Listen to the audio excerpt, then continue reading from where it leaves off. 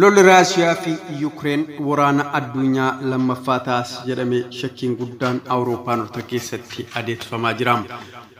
Kubbaa miilaa kan taphatanuu fi warroota taphattoota kubbaa miilaa akkasumas ispoortitoonni kubbaa miilaa Awurooppaa guutummaan guutuutti waraanni kun akka dhaabatuuf mormii isaanii agarsiisaa jiraachuun ni yaadatama.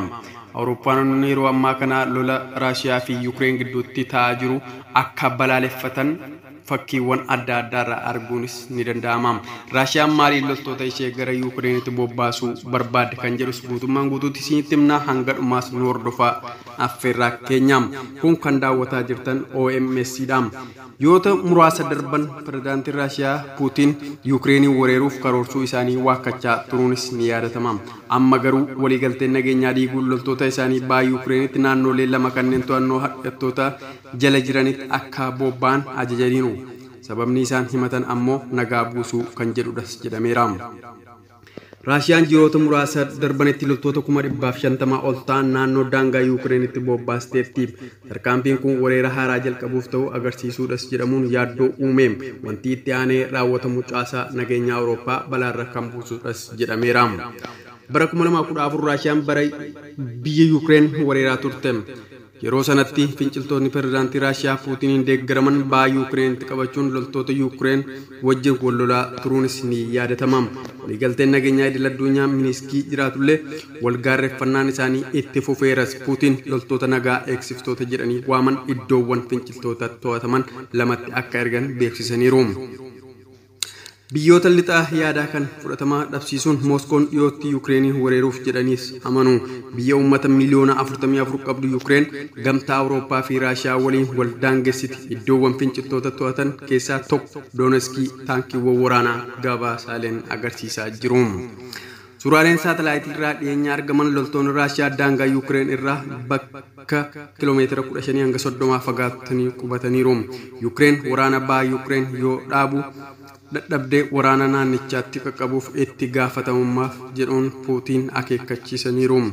Kanaan dura taayiwwan dhugaa hin taane kan dubbatan yoo ta'u Raashiyaan sababa lakkaa'uun haleellaa raawwachuu dandeessis jedhameera. Yuukireen waadaa kaaba Atlaantik naatoo fi gamtaa Awurooppaa seenuuf ejjennoo qabdu Raashiyaan balaaleffataa turte. Ammatti Yuukireen ergamtuu biyyoota lixaa akka taatee fi haala kamiinuu biyya sirrii ta'uu hin dandeessu jechuun Puutiin qeeqaniiru. Fedhiin ijoon Puutiin immoo Yuukireen naatootti akka hin dabalamne biyyoonni lixaa wabii ta'uu isaanii agarsiisus jedhaniiru. Biyya qaama gamtaa Sooviyeet durii turte Yuukireen Raashiyaa waliin hariiroo hawaasummaa aadaa cimaa qabu. Bara 2014 Raashiyaan erga Yuukireeniin weerartee garuu hariiroon isaanii adda cituus beeksisaniiru.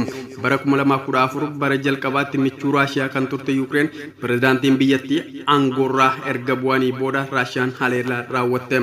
Sana booda waraana baha biyyattii gaggeeffame namoonni 14,000 du'aniiru jedhameera. Uummanni Doonetskii fi Luhansk namoota deeggarsa Raashiyaa qabaniin bulaa turaniin naannoleen lamaan Yuukireen irraa walaba ta'an beekamtii Raashiyaa argachuun isaanii immoo loltoota Raashiyaa yeroo jalqabaatiif naannichaa akka qubatan gochuu alatti maddeewwan waraanaa Raashiyaa akka ijaartu karaa bananiiru. Iddoo dhukaasni hin addaan cinnetti loltoonni Raashiyaa bobbaafamuun waraanni akka uumamuuf carraa guddaa uumaniiru. Akkaataa waliigaltee nageenya Miniskii iddoowwan finciltoota to'atan laman qaama Yuukireen ta'uun faayidaa addaas qabaniitu eegamaa ture. Ejjennoon Puutiin tarkaanfiiwwan kana ni ittisa. Hunda caalaa wanti yaaddessaa to'annoo mootummaa iddoowwan finciltoota to'ataman lamaan qofa osoo hin taane guutummaan naannolee Doonetskii fi Luhansk Yuukireen jala jiran Raashiyaan guutummaatti dhuunfatamuu isaaniiti. Nuti beekamtii kennineefii jirra. Kunis hundeeffamuu isaanii sadootaan agarsiisanuuf beekamtii kennuu keenya jechuudhaaf jedhaniiru Puutiin.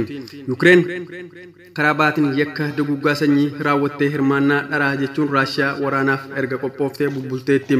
Pirezidaantiin Puutiin waliigaltee nageenya baha biyyattii irra ture cabsuu dhiisuu isaa wanti barbaadan yoo argatan garuu tarkaanfiiwwan teeknikaa waraanaa qofa fudhachuu dandeessi. Mooskoon duraanuu Raashiyaan Yuukireen hin weerartu jettee turte. Tarkaanfiiwwan dippiloomaasii garuu bu'aa kan buusan hin fakkaatan. Biyyoonni lixaa garuu haallicha hammaachaa adeemaa malee yaaddoo jedhus qabataniiru. Pirezidaantiin Ameerikaa Joo Baaden gama isaaniitiin magaalaan guddoo Yuukireen jiraattota miliyoona 2.3 Akkuma kana loltoonni biyya sana seenuudhaan akka dararaa jiranuu fi Awurooppaanonni lola kana waan sodaataniif akka yaadni kun lolli kun dhaabatuuf yaada gurguddaa dabarfachaa jiraachuun beekameera.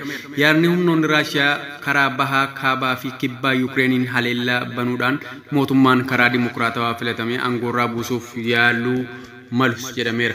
Loltoonni karaa Kireemiyaa fi Belaruus bahaa Yukireeniin jiran walitti qindeessuu danda'us Yukireen waggoota dhiyoo asitti humna waraanaa ishee kan ijaarte yoo ta'u Raashiyaan waraana kana waliin wal waraanuutti seenuu maltis jedhameera. Hoogganaan olaanaan waraana Ameerikaa Maark Miilee humnoonni waraana Raashiyaa baay'inni isaa yoo ilaalamu magaalota lakkoofsa jiraattota olaanaa qabanitti lolichi sukkanneessaa ta'uu malas jedhaniiru. Raashiyaan filannoowwan biroos ni qabdi. Tarii iddoowwan hambalaalliin dhorkamu hundas filannoo jalqabaatis buufataalee doonii Yukireen cufuun filannoo biraatis jedhameera. Yookiin immoo boombiiwwan nikularaa gara biyya ollaa kan taate Belaruusitti erguu ta'us ni dandeessis jedhameera. Haleellaan saayibban raawwatamu mala amajjii keessa maarsariitii mootummaa Yukireen citee ture. Sadaasa keessa baankota gurguddoo Yukireen 2 irraa haleellaan qaqqabee ture.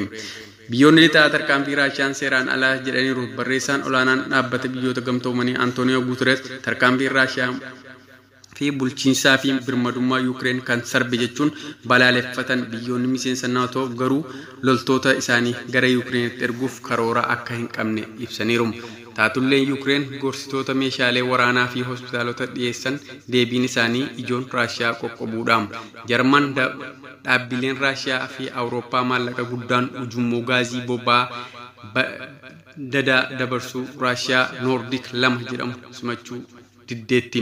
Gamtaan Awurooppaa Raashiyaan iddoowwan finciltoota to'atamanitti beekamtii kennuu balaaleffachuun miseensi paarlaamaa biyyattii 351 tarkaanficha deeggaran qoqqobuu irratti waliigalteetti. Yukireen immoo baankota biyyattii gurguddaa 5 qoqqobbii irratti xiyyeeffatte. Ameerikaa dhaabbilee maallaqaa fi warshaalee ijoo ta'an irratti xiyyeeffatteetti. Gamtaan Awurooppaa immoo gabaa faayinaansii Raashiyaa irratti xiyyeeffateera. Yukireen namoonni Kireemiin fi naannicha jiraatan iddoon itti dhokatan hin jiru jechuun akeekkachiifteetti. Gama diinagdeetiin wanti ijoon irratti xiyyeeffate sirna baankii Raashiyaa sirna kaffaltii suwiitii fi adda baasuudha. Dhiibbaan diinagdee kun garuu diinagdee biyyoota Ameerikaa Awurooppaatti miidhaa qaqqabsiisuus malas jedhaniiru. Loltoonni naatoo lakkoofsi isaanii 5,000 ta'uu biyyoota naannoo Baaltiikii bobbaafamu irratti loltoonni 4,000 immoo Roomaaniyaa, Bulgaariyaa, Hangaarii fi Siloovakiyaa keessatti bobbaafamuun isaanii ibsameera.